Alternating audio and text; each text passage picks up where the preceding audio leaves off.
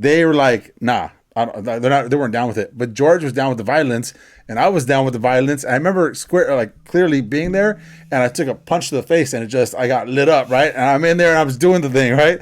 And then between the songs, the lead singer's up there talking about positivity. Like, he was the first one who ever mentioned the term straight edge to me. And then I was like, what the heck is straight edge, right?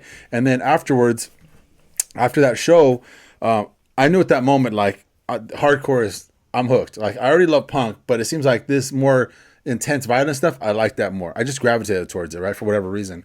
And then, and so me and George, a lot of times it was just me and him, because the rest of the crew, unless it was like Face to Face or the Vandals or whoever, Guttermouth, they weren't going. If it was like any kind of hardcore band, Strife, Straight Face, Throwdown, whoever it was, they were like, I'm not going, because they weren't down with all that kicking and swinging and stuff.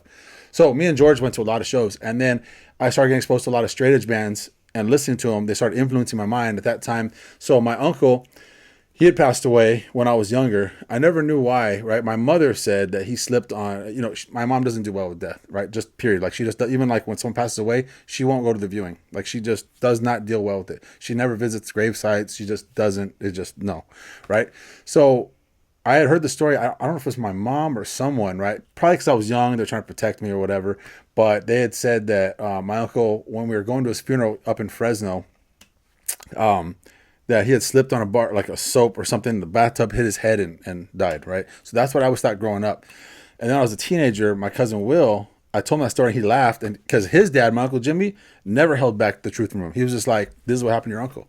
And so he told me, which was a shock to me at that time. He's all, no, man, that's not what happened. He's like, he's like, Uncle Raul died. He was a heroin addict. I was like, what? He's like, yeah, and he overdosed. I was like, and that just hit me, at that time in high school. And it's funny because I am a true believer that things come into our lives for some kind of reason. So at that time, I had a lot of friends. So I was, doing the normal teenage thing, going to parties, drinking, smoking a little, this and that. But I had friends who were getting into harder drugs. They're getting into like meth and other stuff, right? So that was something that I was like not down with. And then hearing this from my uncle, and then one of my best friends really getting heavy into meth, seeing the damage that stuff did. At the same time, all of a sudden this music comes into my life that's talking about positivity, about being a family, being there for each other, standing up for what you believe, and then being drug free.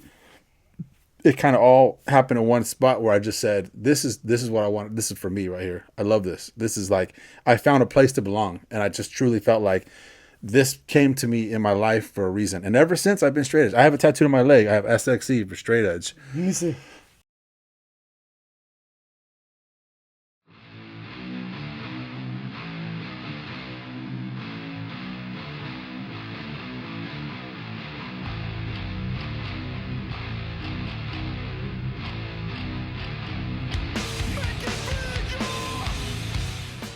So if anyone listening is interested in more of the music that I'm playing in my intro, the name of the band is Downset. The name of the song is Check Your People.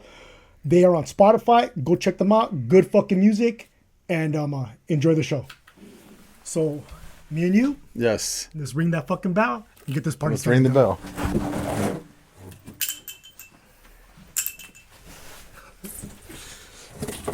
All right. First name, where'd you grow up?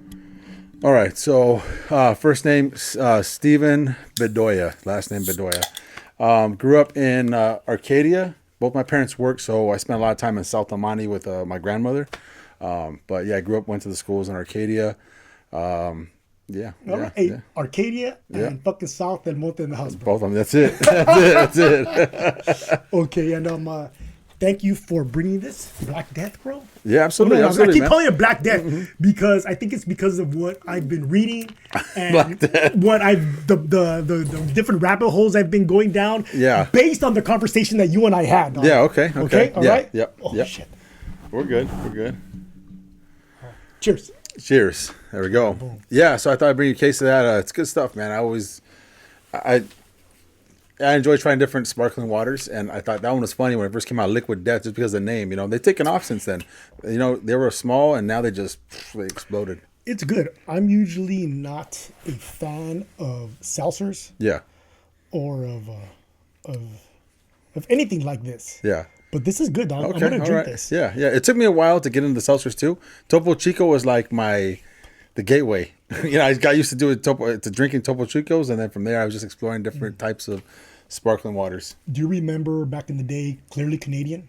No, never heard of it. Clearly Canadian was a carbonated. It was a seltzer, Okay, and it was like you could buy it like at 7-Eleven. okay. There was another one called Fifth Avenue. It was real good, flavored like black cherry, Yeah. lemon. They're not flavors around like that. anymore? No, I've looked for them. I haven't been able to find them. Okay. But they're okay. fucking good, dog. Like Yeah. they're refreshing. I remember Okay. buying them and slamming them. Okay, okay. Hey, I like Liquid Death, and I'll do some energy drinks like, Ghost is my favorite. By far, Ghost. but you do not do alcohol. No alcohol. No. Straight edge. Straight edge, That's dog. right. That's Hey, right. when did that straight edge start? So that happened when I was about, I would say 16, 17 years old, something like that. So I was in high school at the time for sure. It just, when I was, grew up in South Amani, I was always at my grandmother's really house. I think that's you. Me? Is it me? Impossible, dog. Impossible? Shit, maybe it's me. My shit's on silent. Okay. Oh, so maybe it's me. Oh, Is it? I'm gonna vibrate. Yeah.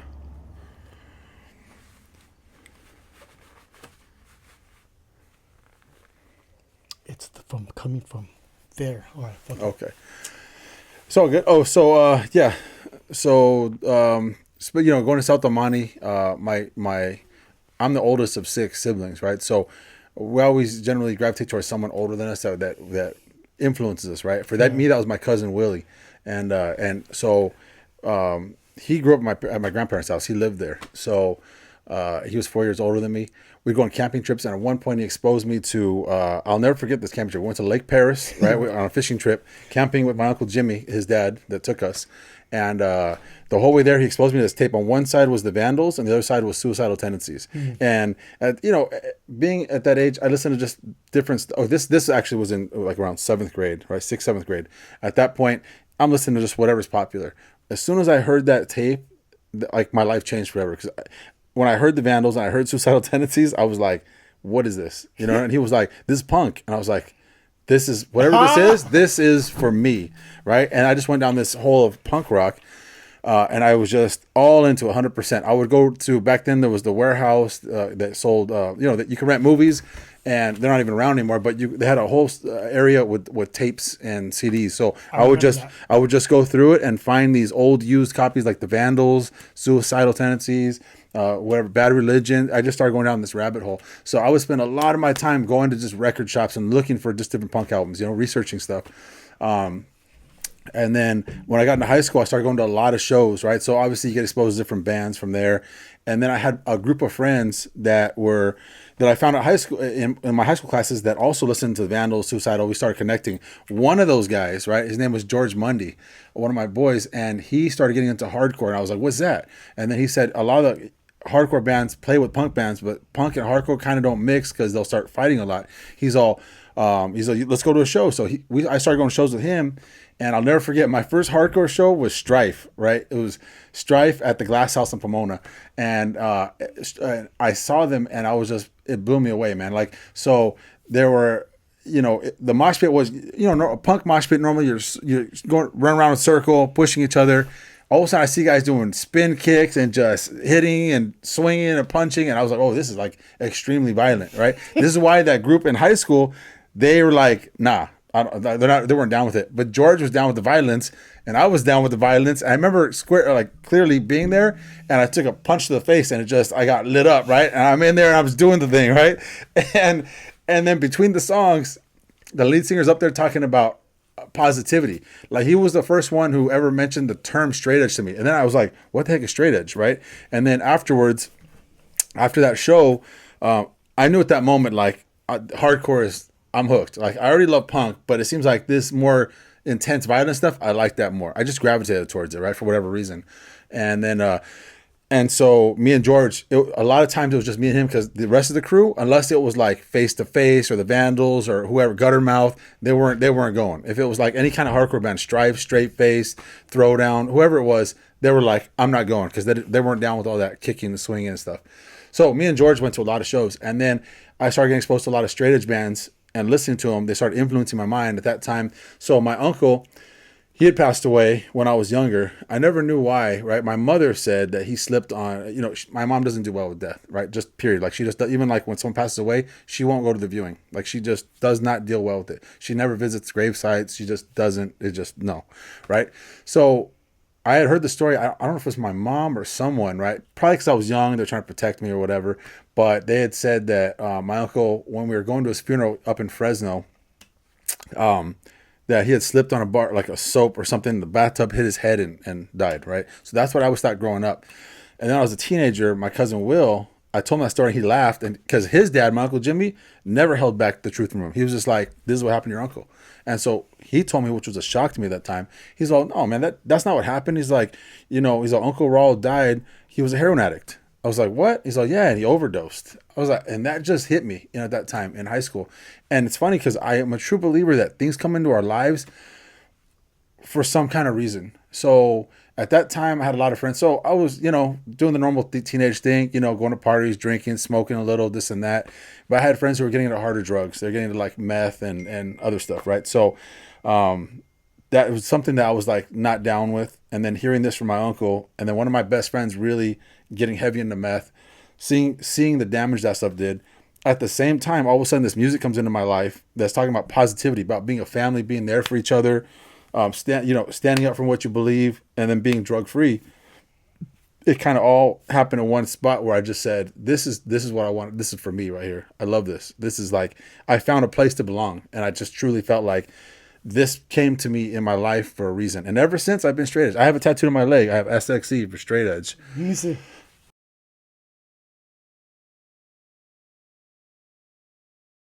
In straight edge culture, right, you notice that everyone at the shows, because at first, when I saw Strife, he's talking about this positivity, about we're a family, we're there for each other, we help those around us, about living a drug-free lifestyle. And I noticed all the band members had X's on their hands. And then I noticed a lot of the dudes in the crowd had X's on their hands, right? They're X'd up.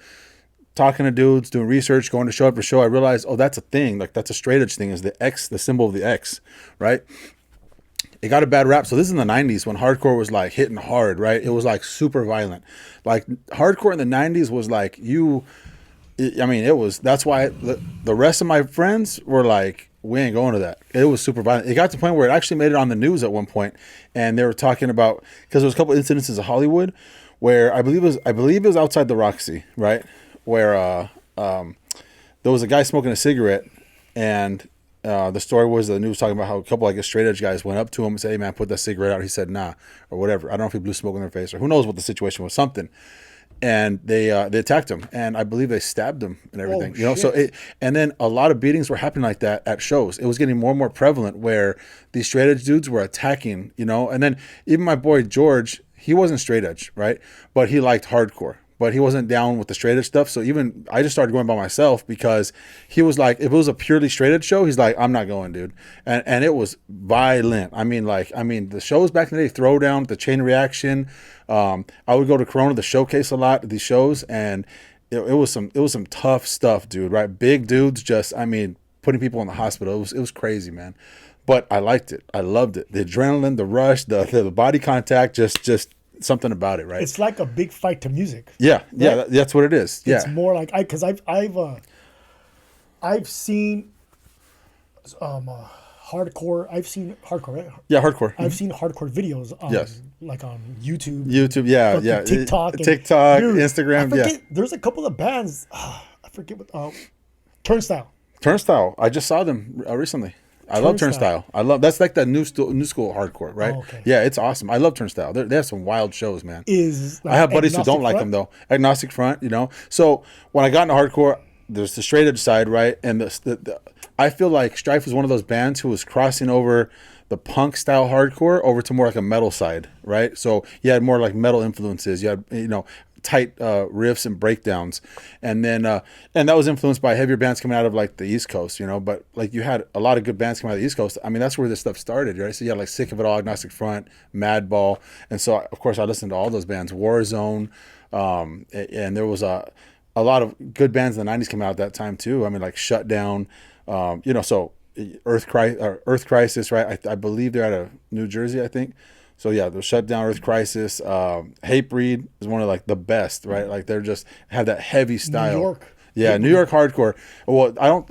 So I believe Hatebreed was also out of like New Jersey or somewhere else. They weren't from New York, but it started in New York. You know, CBGB's was one of the venues where like all the old shows would happen over there. You know, I mean, probably about, what is it, 7 years ago, 8 years ago, something like that. I went to New York and I went to CBGB's, but it's not a venue anymore. It's like a clothing shop, but they still have all the old hardcore stickers from bands in the past. It's kind of cool. Smell like must? Smells like sweat and blood. I'm like, you know? Sweat, blood, and the floor is still sticky. Imagine that'd be cool, sticky. Bro. Yeah. Hey, I like wish I could have seen a show there, like in the prime. You know what I'm saying? If like, those walls could talk, right? If those walls could talk. Dude, the venue I grew up going to is gone, and there's a whole following of people online who talk about the good old days. And I've been tagged, like buddies and bands who have tagged me, and because I was going to so many shows at one point. I was going to like 3 or 4 shows a week, man. All the bands started to know me, and like there were times when I would go to a show that was sold out, and they would hold the ticket for me. Certain bands or members or people would like, "Hey, Steve, we knew you were going to be here, man. Here's the ticket," and I would get into sold out shows. So it was like, and you're rolling solo because nobody else wanted to go with you because of the violence at the shows. Violence, yeah. My buddy George would go to a lot of the shows, but if it was a purely straight edge show, he's like, I'm not going. He's like, I'm not down with that. He's like, I don't want it, because he smoked cigarettes and all that. He was like, and I don't care, right? He's my boy. But he's like, dude, I don't want to be smoking a cigarette and have to get into a fight. You know what I'm saying? He's like, I don't want that. You know what I'm saying? I want to have a beer, smoke a cigarette, enjoy myself. I'm like, I get it, dude. You know, it's all good. So he would get approached in a negative way for smoking a cigarette? Well, he didn't want that to happen, because that started happening. It became really, really prevalent, dude. Oh, shit. And then there was a thing where they were called hardliners. So it went from straight edge to hardliners, and hardliners were like, would actively, I mean, they would, if you were smoking or drinking, they would come up and start a fight with you. So that was, people were like, you know, then this became this distinction between hardliners and straight edge dudes, you know, so, but. Hey, did the hardliners think that the straight edge dudes were pussies? No, I never heard that. Right? Yeah. Hey, you fucking say this, but you're not starting shit over it. You're a fucking pussy. Fuck you too. I mean, I'm sure there was those thoughts out there, but I never heard anything personally, dude. But and the thing, and then you know, getting into straight edge too. Just so under the umbrella of hardcore, there's a lot of different, right? So like the majority of straight edge bands. I mean, there was some punk straight edge, but the majority of straight edge at that time was like hardcore. I from what I was exposed to, and then under that, so you had hardcore, and then a part of that was straight edge, and within the straight edge, there became all these. There's hardliners, then there's the vegan straight edgers, and they would believe like, you know, like they're. So I would go to a lot of these shows and see like. What was those bands, man? Like I think one was called Seven Generations. You said vegan straight edge. Vegan. It was a super violent, super, and I believe one of the bands was like, I believe they were called Seventh Generation or something like that, I believe. But so would they jump the hot dog lady outside? You know what I'm saying? So start swinging at the hot dogs. Was it like they were? It's almost as if they were gangbanging. Yeah, pretty much. Yeah, it was very cliquey. It really was, man. So I would go to a show like, say, see Strife. They were just straight edge. They were not like vegan,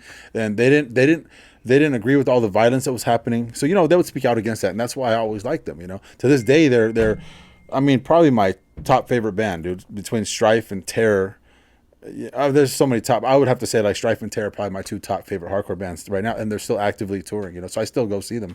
But, you know, back in the 90s I'm going to stuff. listen to the music. I'm going to check it out on Spotify. Oh, yeah, absolutely, man. Strife is like top tier, dude. That's like like I said, my first show that I ever went to, and to this day I still listen to them. You know what I mean? I've traveled all over the place going to their shows.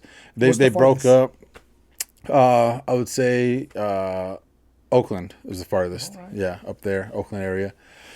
So them, so within that straight edge bracket, you had a lot of stuff. So you'd go to these, you know, you'd go to a straight edge show, and sometimes one of the bands would be a vegan straight edge band. You know what I mean? So they would, at their merch booth, they would have little TVs set up, and they'd be playing all these animals getting slaughtered in you know, at slaughterhouses, you know, cows screaming, pigs shrieking, and they would just have these crazy, or they'd be playing it on a screen of just this crazy, just throats getting slit and blood, and they're just screaming, you know, they'll play all this kind of stuff, you know what I'm saying? But so you saw a lot of that, man, at shows. Anytime there's a vegan straight edge band, man. So, but get the fuck out of here for doing that, right? Hey, you could come and play, but don't bring your bullshit, motherfucker. I don't want to come to a show. You know what I'm saying? And I have to deal with that, get all fucking sad, get all emotional over that, because that's fucking sad to watch. Yeah, sad to watch. So they're just trying to get an emotional reaction. You know what I'm saying? So it's what it is. You know, so and back then, man, a lot of fights would happen, man, because you'd have and I still listen to punk. I still went to punk shows. So sometimes you would get like, most of the time you go to a show, whether it was the Glass House of Pomona, the Showcase in Corona, the Chain Reaction in Anaheim, whatever the venue was, or a backyard show. Most of the time it'd be like 5 or 6 bands, pretty much, right? 5 or 6 bands, and then like say if it was 5 hardcore bands, 1 punk band, then you knew like if it was all hardcore bands, you're pretty much okay. Everyone's gonna kind of get along. If it was all punk, it's like okay, cool. You might see a couple fights, whatever, right? But if it was like a mix like of like hardcore and punk bands there. You knew right away, the fights are happening. Like, just because they don't get along, you know? Why do they not get along? I always wondered the same thing, but it's like the punkers want to just, run in a circle pit, push each other, have a good time, push. When the hardcores got out there, they're doing spin kicks, they're swinging. So there's a lot of contact. And then they would usually hit someone, a punker who didn't like that, and then that's it. They would just be on, dude, just be on. And I had gotten fights in the past, at shows. I would get in fights sometimes, and that stuff would happen. I got it. Well, you kick someone, and then all of a sudden they're like they take it personal. Yeah. But see, the hardcore show, people know the deal. Like, yeah, you're gonna take a kick, you're gonna get hit. It's what it is. Like you don't like it, it's what. So there's no fights. Everyone kind of gets along. I had to do it at a show one time. Oh yeah. I was at a punk rock show at the Troubadour in Hollywood. Okay. It was a punk show. I forget what band. It was a punk show. I forget what band. Troubadour. Yeah. And we were fucking pitting, right? It was a good time, right? Yeah. We had a good time. And then some dude started doing windmill, hardcore stuff, right? Yeah. And everybody's like, "Hey, well, what the fuck?" Hey, I tackled that motherfucker, dog. Boom! I tackled him. But then everyone was like, "Hey, what the fuck?" He's like, "Dude, I'm dancing. That's hardcore, man. That's fucking hardcore." I was like, "Man, fuck your hardcore." You know what I mean? Like, yeah. We did not end up fighting. Because everybody was like, no, break it up, like people were more concerned about having a good time. Yeah. I was snapping. Yeah. I snapped by doing that to him. I shouldn't have did that. Yeah. I was tripping because I thought he was tripping. Yeah. No, I've seen it go bad before where I feel bad for people, man. Like you get a guy who's doesn't understand what's happening. Like there's a different band type of genre there. And it's like all hardcore bands and you have this one outlier and you have like a group, they have a following. And you're like, this is not going to go good. Are you sure there's no caffeine in here? No, I don't think there's any caffeine. You feel amped up? I'm experiencing the placebo effect. I feel a little different right now. It's that picture, that skull on there, man. And dude, I've taken this to like, so back when, they would allow cans. I mean, well, because the job we do. But anyways, I've had many situations where I bring that can and then people are like, hey, man, you drinking alcohol? And I'm like, no, man. Because a lot of people know, like, even if I go to a party with friends, they know I'm straight edge. And I bring that, they're like, hey, man, since when you start drinking alcohol? I'm like, it's not alcohol. But the bottle looks like alcoholic drink. Either an alcoholic drink or caffeinated drink. Yes, yeah. So dude, this would be a good experiment. If you tell somebody here, this is a placebo, bro. This is placebos are interesting. Fucked up, Dick. Or Dick, this is gonna get you amped up here. Amped up. Like, I'm feeling a little weird. It's the energy, man. It's the energy in the room. Weird, man. But yeah, I've been in fights. Actually, it's funny at the shows that you're bringing that up, right? It's like, I'm a lot of good ones, man. Like this bottom tooth it has a crack up one of my bottom teeth up to about the middle of the tooth. I was at what was it? It was a Donnie Brooks show at the Showcase in Corona, and I had as dudes get close to you, you push them in the pit. So there was this big dude. I mean, he actually ended up doing MMA at one point. He's a big, and he would go to all the. He was like at every show. I mean, it was crazy. And people knew him. And he would just stand there real silent, like in the middle of all the chaos in the pit, he would just stand there. And then when he was ready to unleash, holy dude, he would, like no other, like a beast, just lay motherfuckers out, right? Everyone's just like, oh man, because everyone knew the dude. Because he would go to every show. Everybody's just waiting for him to explode. And he would just sit there and just like people were hitting him. And then he would just like, he was like 6'3", 6'4", just a beast, right? And he was straight edge, so he was like at every straight edge show, and it didn't matter if the band was straight edge or not. I mean, he had a love of hardcore, and this dude, man, when he would do these flying spin kicks and just, and he was so massive, so built. I mean, I've seen him lay motherfuckers out; they were just done. Knocking teeth out. He knocked many people's teeth out. Like, so anyway, so things are going on. People are doing. I'm blocking, and the one dude like kicked me in the stomach, and I pushed him right. And right when I pushed him, that dude started doing his thing, and he freaking laid that dude out. His buddy saw me push him. I didn't mean to push him into that dude's kick. Aggressively. And then he's like, "Hey man, you pushed my buddy into that dude," and then he freaking just bam, without any warning, just came up with me, boom. And then it was on, and we were swinging, and then people broke us apart. But that first shot, when I was like, because I didn't know why he was approaching me, right? I didn't know if he was approaching me or not, so I wasn't ready to defend. So my hands were down, and he just bam, right, got me. Oh man, I thought he knocked. You know when you get a hard shot to the teeth and you can't feel your teeth? Oh fuck. And I was like, fuck, that fucker knocked my tooth out. I was like, oh no, I have a crack in the tooth. And it's funny. I went to the dentist recently, and he was like, oh, you had some. Did you get into an altercation? Or he said something about a fight or something, right?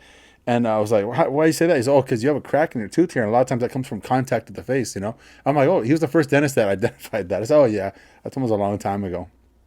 But, yeah, I mean, I remember actually one time when I was, my first pit bull I had when I was in college, man. I remember one time he was a jumper, so he would jump a lot, right?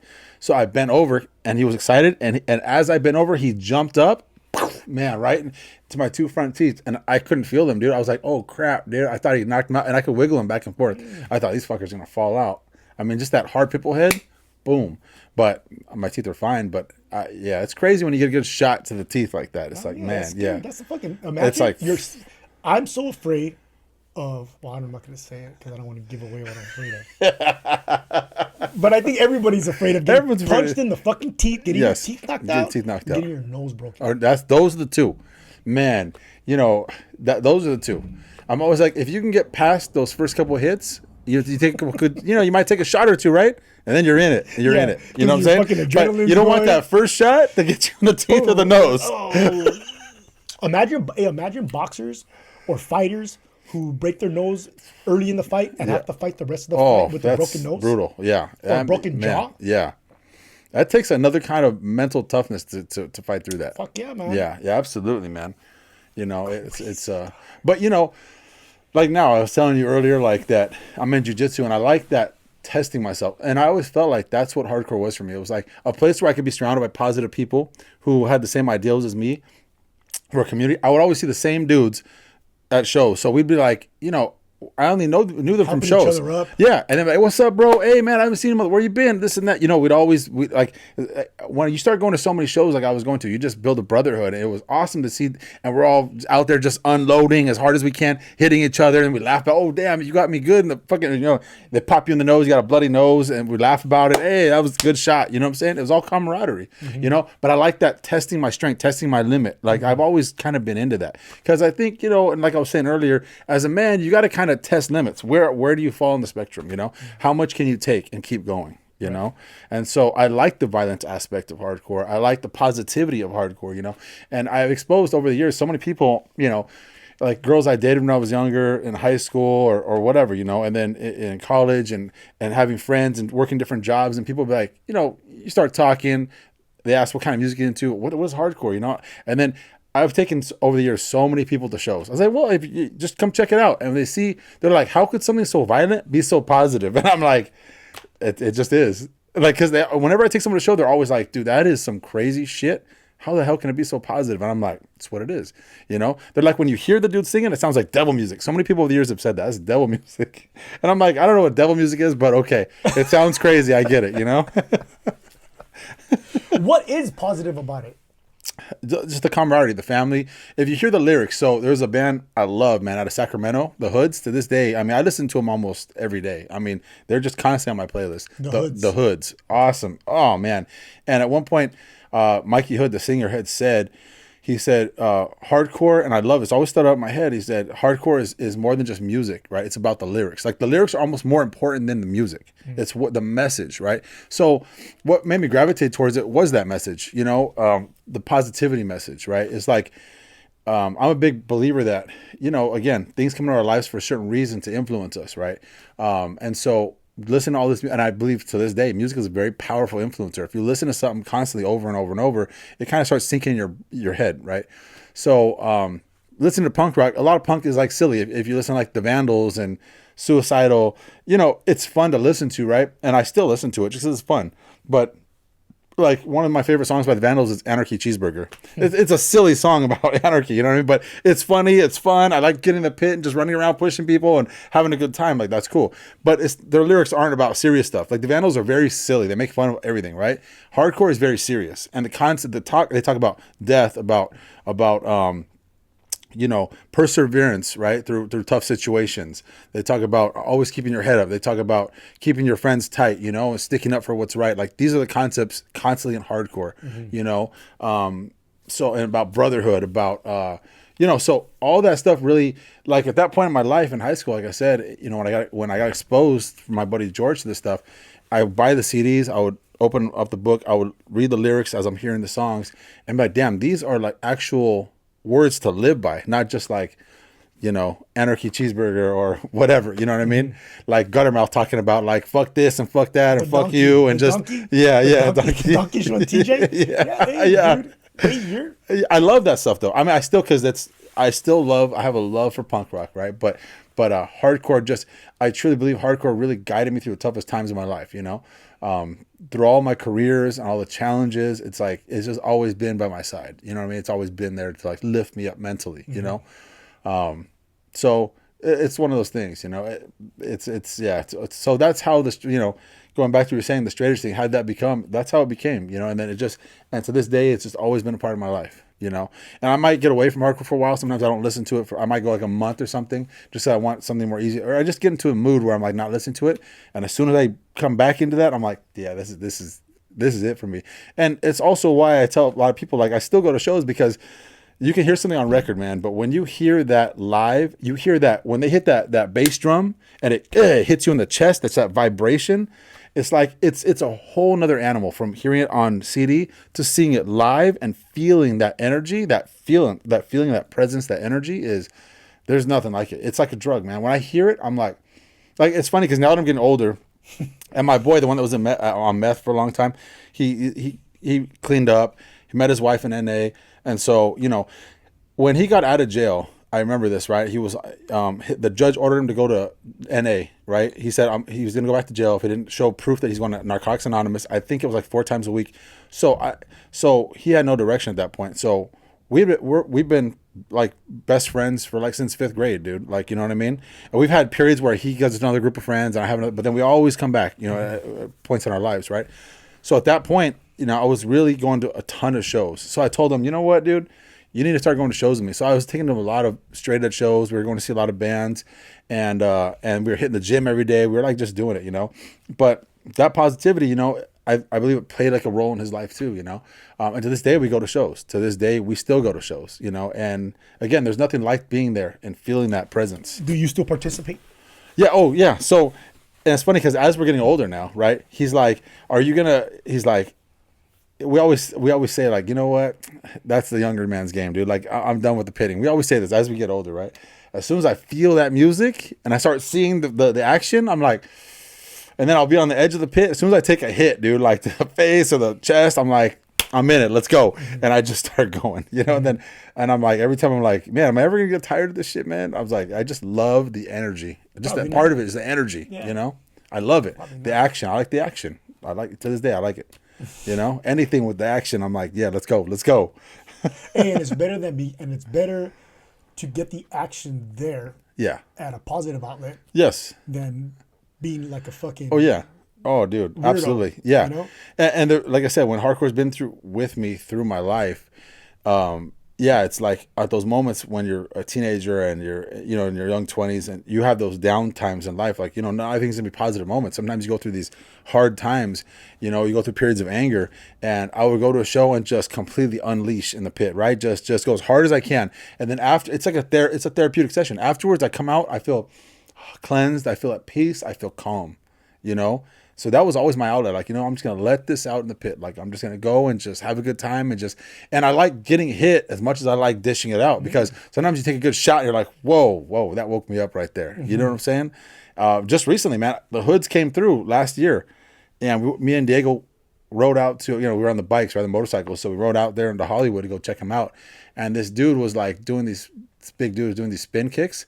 And I was watching the band. I wasn't paying attention to him. Wham, dude! And he got me on the side of the head where everything was spinning. And I was like, I stayed on my feet. I was like, oh shit! And then I was good. I was like, whoa! I was like, that was a hard hit to the head, dude. I was like, but I stayed upright, and I almost felt like I was like, I mean, the world was spinning. You know, you get this good shot, and I was like, oh yeah, fucking, I took that. Yeah. I took that. Yeah. Hell yeah, you know. Hey, what kind of bike you have? Harley. It's a shit. 2020 Lowrider S.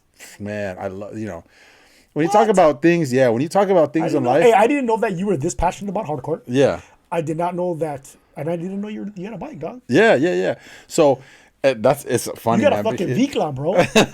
V-Cloud. You do. No, I mean, it's not a V-Cloud, but it's funny because just the name Lowrider, people don't know what it looks like, but it's it's all blacked out, like murdered out or whatever they call it. You know what I mean? But it's I love that bike. It's so anyway, like me and my boy Diego, right? His name's Diego, right? My buddy. So we had always said we're getting into motorcycling, and we kept getting older and older and older. Our 20s went by, and then finally in our 30s, I told him, dude, fuck all this talking about it. Let's be about it. Like, I need a ride, bro. There's something in me. My dad rode when he was younger. My grandfather rode, I think, up into like his either late 70s or early 80s until he had like a pretty bad accident. Like, you know, someone came into him and then he shattered his arm and he had all these pins in it, like these metal rods. But my grandfather, growing up, I would always sit on his bikes. He had scooters and bikes and gold wings and all kinds of stuff. And then, I think someone even told me, I think my cousin Will, you know, my older cousin, he told me, I think he told me that my grandfather rode one of those suicide shifter bikes back in the day where it was suicide shift, you know? And so it's just always been something like I would see motorcycles on the road and be like, damn, what does that feel like? Like, what does it feel like, you know? And it's crazy because you go to the class and, you know, so I did you do a little 2 or 3 day course. And I was instantly like, I'm in love with this, man. Like I knew how, and I understood the concepts, like, you know, you know, it's funny because you're facing fears, right? I've always been a big believer in like fear comes from the unknown. You know, many people, they fear something. And to me, that fear always comes from the unknown, you know? And so I've always been like, there's something about, because you know how people say motorcycling, they're like, everyone says, right, you're going to die. I'm like, well, maybe. I mean, it's part of the acceptance of being like, but again, I like that, you know, it's something where it's like knowing that you could die at any moment, right? That something can go terribly wrong, but then living through that, there's something about that. You know, when I'm on the bike, I know that like something can go terribly wrong. You're only on 2 wheels. If you get a blowout in a car, you're down 1 wheel, you still have 3 wheels, you're probably pretty good. You get a blowout on the freeway, 1 wheel, like you only have 2, like who knows what's going to happen, you know? So anything can happen at any moment, but I like being, what it is about motorcycling is that you're present in the moment, you know what I mean? And so you're facing those fears, you know? There's a guy online, and this is just how I am, bro. Anytime I get into something, I go deep into a rabbit hole, and like I go to YouTube, I go on the internet, I start researching. This guy I found called Jitsu. He's out of San Diego. He has all these courses and things you can do. So he was always talking about, you have to get better, like, so practicing different turns and things. So I would see his videos, and I would go to parking lots and I would practice turning. Because, you know, statistically, they teach you in the class, most motorcyclists, if it's a multiple vehicle crash, people die, intersections, because there's traffic going different ways, right? But single rider, when it's a single rider who dies, you know, like, so just one vehicle, most of the time it's in turns. So they die in turns. They go too wide. They target fixate on something. So like if you want to turn and like say you're turning, but then you're going wide, your panic starts going up. Your fear causes panic. And then like all of a sudden you look at something, like you look at a pole, right? You're like, oh shit, I don't want to go into that. And you go right into that pole. And that happens. A lot of people die like that. You can look at so many videos of target fixation. It's a very scary thing. Target fixation. I'll never forget, dude, one of the scariest times in my life. So my first bike was a Ninja, right? So I had a Ninja. So you've been riding bikes for how long? What has it been like for now? Maybe since 2017.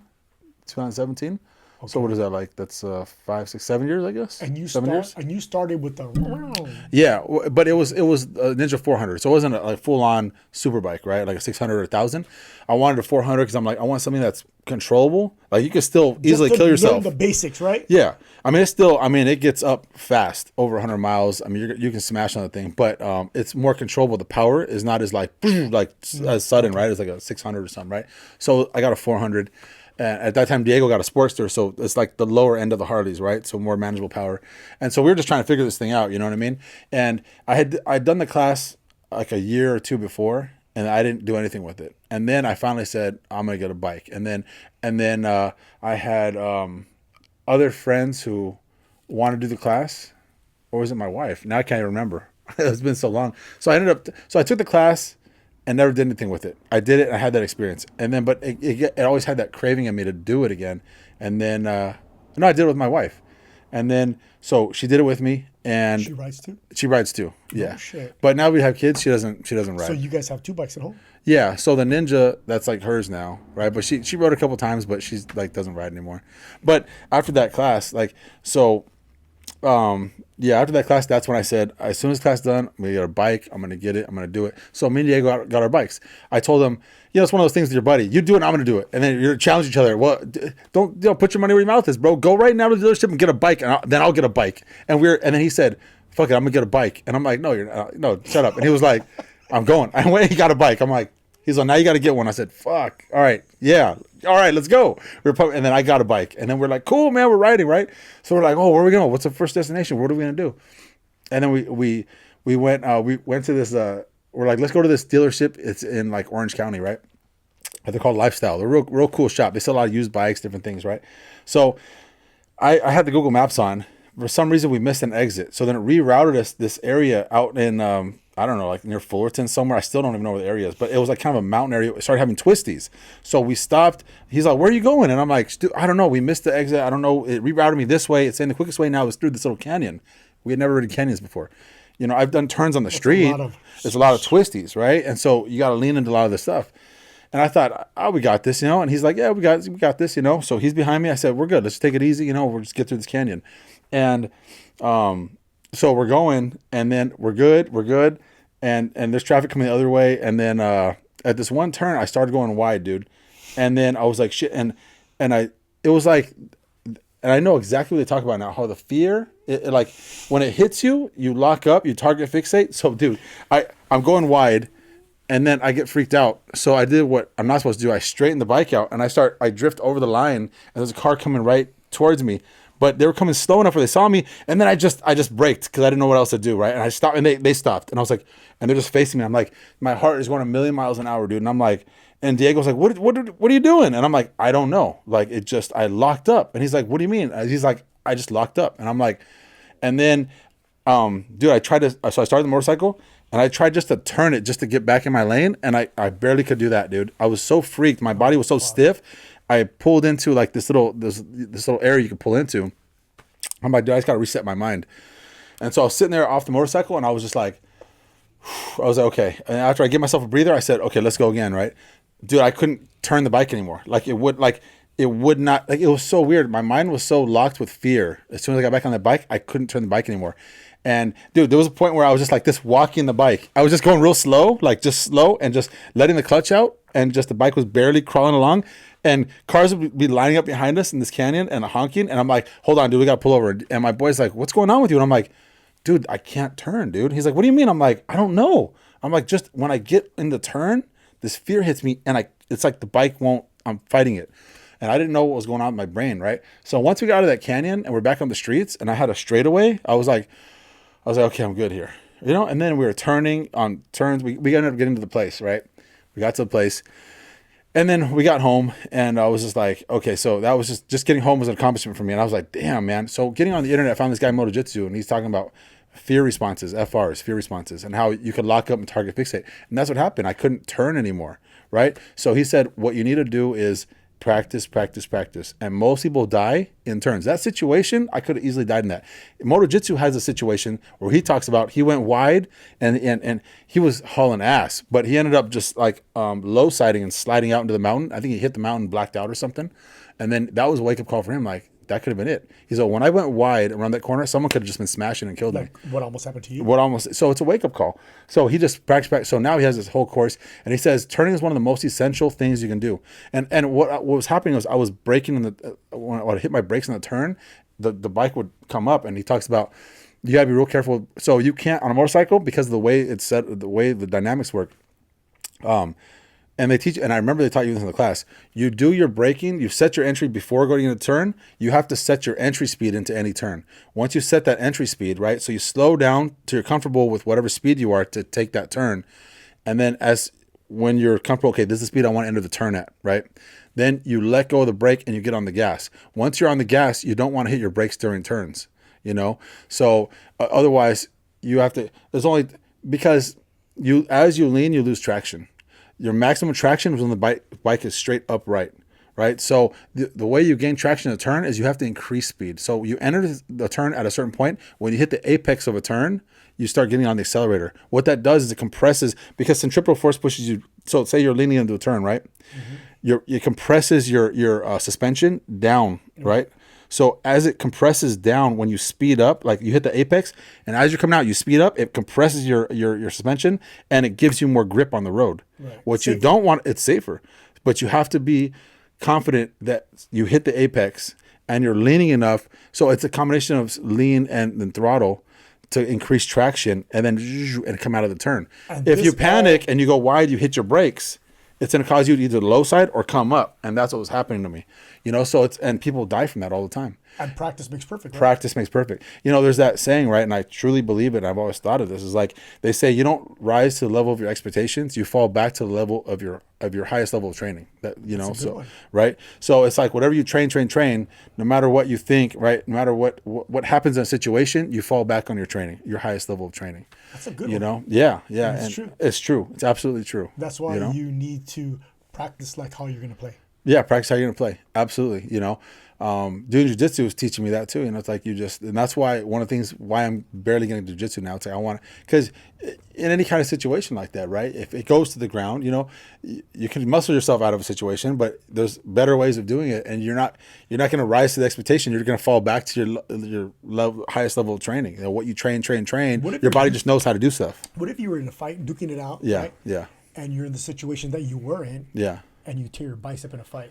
Right? Oh man, you're fucked. You know what I mean? Yeah. Then you're down. You're disadvantaged. Yeah. You're at a big time disadvantage. So why not learn correct technique on what to do when you are on the floor? Oh yeah, absolutely. And I need to just get into jiu-jitsu. Yeah. And cross my fingers I don't get hurt.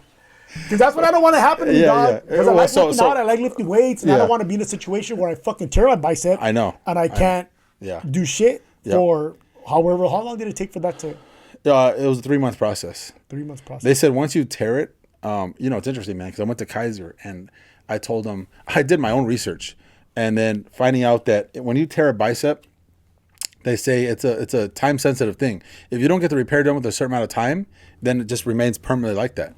So when I went to, I think it was emergency or something, right? Or urgent Did you care. tear it to the point to where There's different ways, yes. So there's different tears. Oh, wow. I tear it on the bottom, so you get that Popeye muscle where it popped up. So I noticed right when I felt that, right? And then... is that the scar? Yeah, this is the scar. Oh. This is the scar right here. So, so I had partially torn it in jiu-jitsu, and then I fully tore it chasing my son on the playground. That's when it completely tore, right? So it started in jiu-jitsu, and then... that's when I felt like when I did this incorrect technique, right?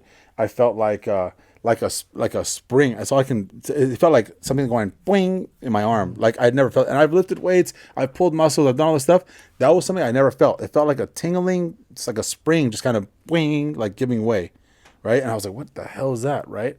And I was like, and it felt weird. And then I think it was the next day I was chasing my son on the playground, and he was gonna fall off this he was on this playground set at one of the parks we go to, and there's like a little area where you can climb up, but it's like a ledge is like maybe, I don't know, 3 or 4 feet high, and he was running towards that, and I was trying to grab him, and as we were going down, I grabbed him, and I reached back to grab like this pole to stop our momentum, and right then I was like, oh, and I felt like the same feeling but like worse. Did it go like bloop? Yeah, it was just completely, and then I looked at my muscle, I'm like, oh shit, yeah, it was Popeye muscle. It was like exactly, you know, it was like up here, like balled up. So when that happened, after that happened, were you able to move what were you able? So I was testing the strength out, and I'm like, okay, it was painful. It was painful. And then so when I did the research, they said if that happens, you have about a 2-week time frame before you start. Once you build the scar tissue there and it starts healing itself, it's gonna be permanently like that. You'll gain strength back. You'll never have full strength, but you'll be strong enough. There are people who just live with it, right? And then so when I went to the emergency, yeah, they were just kind of like trying to like, oh, you'll be fine. Like, no, it seems, and I'm like, this doesn't, they're like, no, well, well, and then I was like, I was telling the lady, I said, look, I think doing the research, and doctors don't like to hear this shit. They don't like people who go on Google like, yeah, you're trying to self-diagnose. Don't do that, And I'm like, why don't look, they like that? I don't know. You're trying to tell them how to do their job. No, I think it's this. No, my professional opinion is no. So I was getting into this nurse. I said, look, I would really like a second opinion from someone because if this is what I think it is, then from what I've done online, right, research, I have about 2 weeks to get this repaired, right? It had gone already a week at that point because I was like, okay, because it would look Did you fine. say the doctor didn't want to fix you? She was kind of like trying to push it off, like, well, we'll put you in physical therapy, and I'm like, I think this is more because I was showing. I was like, look, I was like, when I would stretch it out, it would kind of look kind of normal, but when I would go like this, you could see this one would curl up more, And I'm like, and then. So she's like, well, and I kept pushing and pushing and pushing, and she was kind of get irritated, right? And then she's like, well, okay. She's like, let me go talk to orthopedics real quick, right? And it was late at night already, right? And so she had gone, and then I was sitting in there for like, dude, it felt like 2 or 3 hours. I was like, what the F? And then she didn't come back. This other dude came in, and he's like, because she sent me the MRI. So I did an MRI, and then I came back, and she said, okay, I'm going to run this over there. I don't think it's that serious, though. I think you need just physical therapy, whatever. She's trying to brush it off. I'm sitting there for hours, right? I'm like thinking, what the hell's going on? All of a sudden, this dude comes in from orthopedics, and he's like the head of, he told me he's the head dude at the orthopedics department.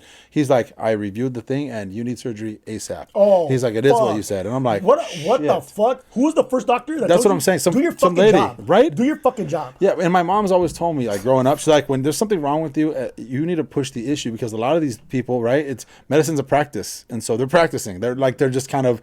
They'll just sometimes brush you off. You have to make things sometimes seem more worse than they are, And so I was telling her, even though I wasn't in pain, because I was really only in pain when I would try to lift something heavy, but day to day I wasn't in pain. She's like, well, what's your level of pain? And I was like, oh, it's high. It's like an 8 or 9 or whatever. I was making shit. She's like, oh, like, because if you try to underplay things, so I wanted someone, you gotta make it serious. Yeah.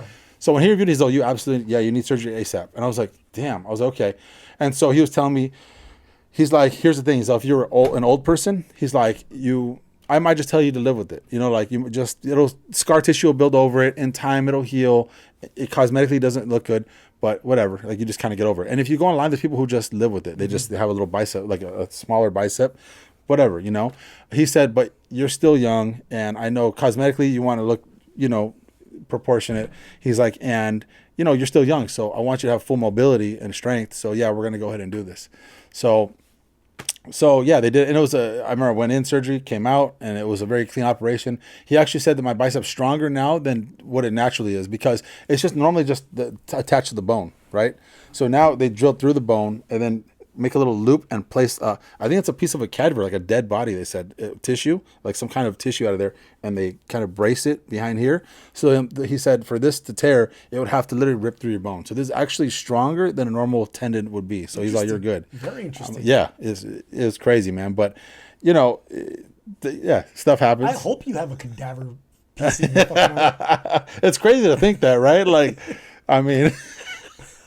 Is that dude's thoughts and gonna come into me somehow? Yes, yeah. You can, people that right? People. You ever think about that? Like when people get transplants and someone gets someone else's heart. I mean, that's something. I got a story about that. Yeah, I got a story about that. Well, let's hear the story. All right, so I was reading a book. The book is called "The Psychology of Belief." Okay. And in that book, they talk about near-death experiences and people who die. Yeah. And then they talk about consciousness and how your body does not create your consciousness. Your body is only a vessel for your consciousness, only a vessel for your spirit. Your consciousness and your spirit is out there, and your body has an antenna that picks that consciousness up, which is it then comes into your body, and your body is a vessel for the consciousness. Over the years, I've come to believe the same thing. Yeah. So there's a little girl who had a transplant. I forget what the transplant was. It was either a lung. It was an organ. Okay. And she started to have nightmares about being murdered, like violently being murdered. Yeah. And she started to tell her mother and her father about these dreams. Yeah. And the mother and father were like, oh, fuck. They started becoming very concerned because it was affecting the little girl. Yeah. So they took the little girl to a psychologist or a psychiatrist to go through therapy. So she went through therapy and she was explaining the situation to her therapist, and the therapist was like, "Oh man, you know," and the therapist advised the parents to go to the cops about this. I don't know why or how. Yeah. Right. Yeah. Yeah. Long story short, they do an investigation on the little girl and her story, and they find out that she had a transplant. So they're like, well, who did she have the transplant from?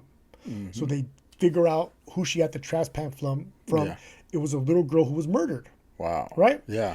So the little girl who's having the dreams, she describes the man to the officers that who kill her. Yeah. Right? She's like, this is what the man looks like. So law enforcement draws up the picture of the man. Yeah. And they're able to solve the murder through the little girl's dreams. Man. Yes. That's wild, man. And so that's the whole idea that, you know, with that body piece, with that organ, came a little piece of that little girl's consciousness. Right? It's like, I'm a believer that. That's why I said it'd be cool. If you had right. I know, right? Did you start having dreams? No, I didn't. Imagine it's been about a year, so who knows? Imagine if you do. I know, from a little piece of tissue. I mean, I feel like the things around us, man, the objects around us, the walls, everything. I mean, our organs, obviously, that somehow our emotions are embedded in them. They affect things. You know what I mean? Somehow, like the things around us absorb energies. You know, like you've heard it many times where like people. You hear these stories, you know. I mean, I believe it was like Joe Rogan was talking about recently. Like, so he started a comedy club, right, over in Texas, right? The comedy mothership. Yeah, the mothership. So he said he was looking around different places at the time when he was looking for a spot to make his thing, right? His comedy club, and one of the places he went in, he said it just had this bad energy about it. So what is that energy? You know, and he talks about it in his podcast how like sometimes you just get a bad feeling about a place, like, and then when you do history. And then you find out bad things happened there, like people burned up in there or got murdered or whatever the case is. And these strong emotions that come out, they like embed in things, you know. Obviously, our organs, part of us, is going to embed in that. Walls, the objects around us, like these. It's interesting how that kind of stuff plays out like that. You know, like we said about CBGBs. If those walls man, can talk. oh man, when I was walking through there, I was just thinking about all the mayhem, all the just. Yeah, all the blood and sweat, the drugs, everything that's gone on there. Partying, the history, bro. The history. Stories. Yeah. The energy that was created in that place with the music and the people listening to that music. The emotion. It's probably like a fucking power plant. Yeah, it's like a power plant. You know? Absolutely. Hey, and this conversation that we're having right now. Yeah, right? yeah. I think this is the perfect way to get segue over to the conversation that you and I had a couple of months back. Oh yeah.